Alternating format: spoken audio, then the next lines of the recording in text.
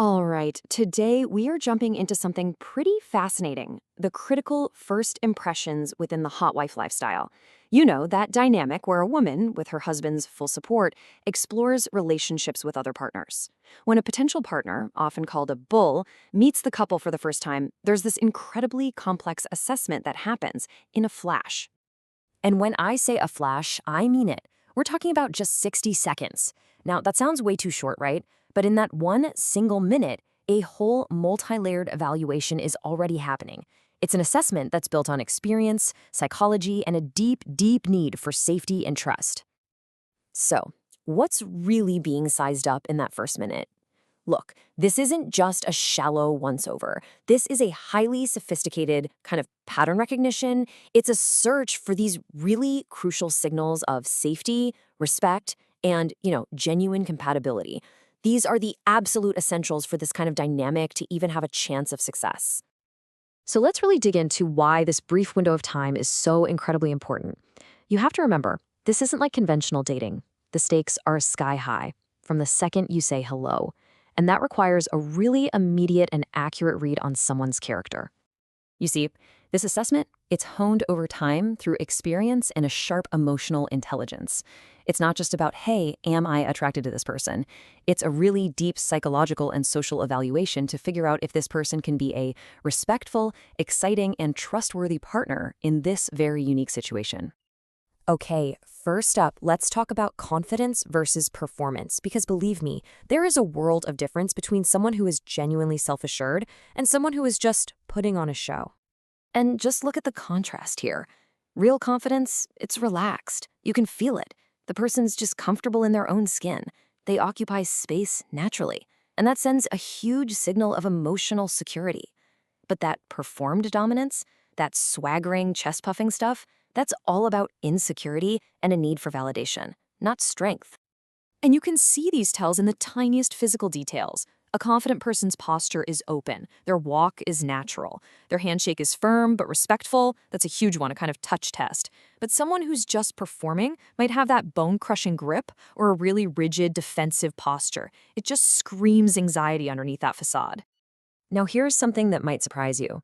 Sometimes the biggest tell of true confidence is a little moment of authentic vulnerability. Someone admitting they're a bit nervous. That actually shows a level of self-worth that isn't threatened by being imperfect. It's real, and it builds trust almost instantly. And all of that body language stuff, it flows right into the next big assessment, social awareness. This is where you can see intelligence in action, and the signs pop up immediately in how a person interacts with other people. It really boils down to one simple thing: asking versus telling. A person with high social intelligence, they're genuinely curious about you. They ask thoughtful questions. They're trying to understand you. Someone with low social intelligence, they tend to just make statements about themselves, basically waiting for their turn to talk instead of actually listening. And the way someone speaks tells you so much.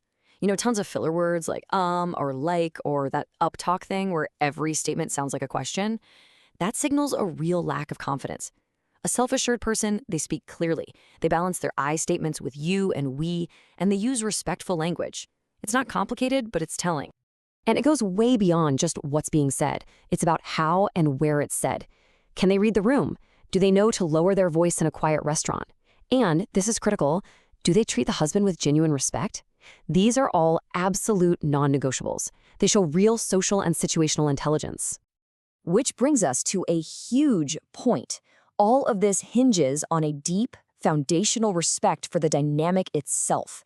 And this isn't just about being polite. It's about fundamentally understanding the core principles of the interaction. And right at the heart of that respect is the idea of enthusiastic consent. It's a total mindset shift.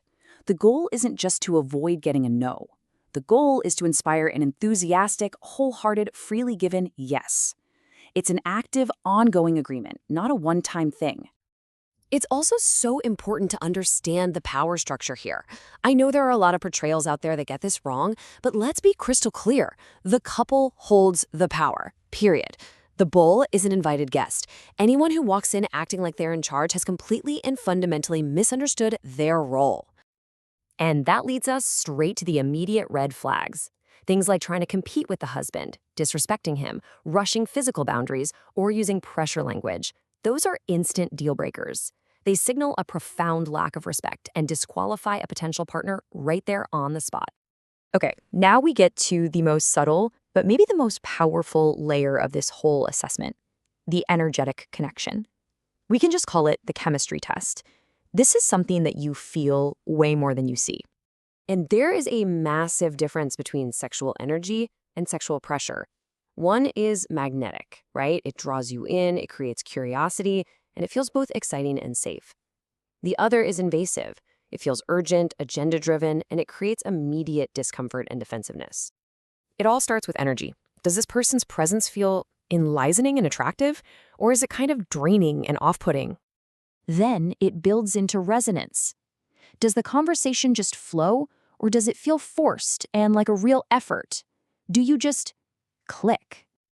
And finally, if everything lines up, you get the spark. That indefinable, unfakeable, but absolutely essential element of mutual attraction that tells you there's real chemistry here. And here's the bottom line on that. You simply cannot manufacture chemistry. It's either there or it's not. Experienced people in the lifestyle learn to trust their gut on this one. If that foundational spark isn't there in the first minute, it's almost certainly not going to magically appear later on. So, how does this all come together in the end? Well, these elements aren't some checklist that you go through one by one. They're all integrated simultaneously into a single holistic impression that's formed in that very first minute. Which leaves us with this final thought to chew on. Is understanding this whole 60-second assessment about learning a script or trying to fake a set of behaviors? Or is it really about recognizing that genuine confidence, intelligence, respect, and authenticity, well, those are the true foundations of any real connection? Ultimately, it's not a performance to be learned, but a character to be revealed.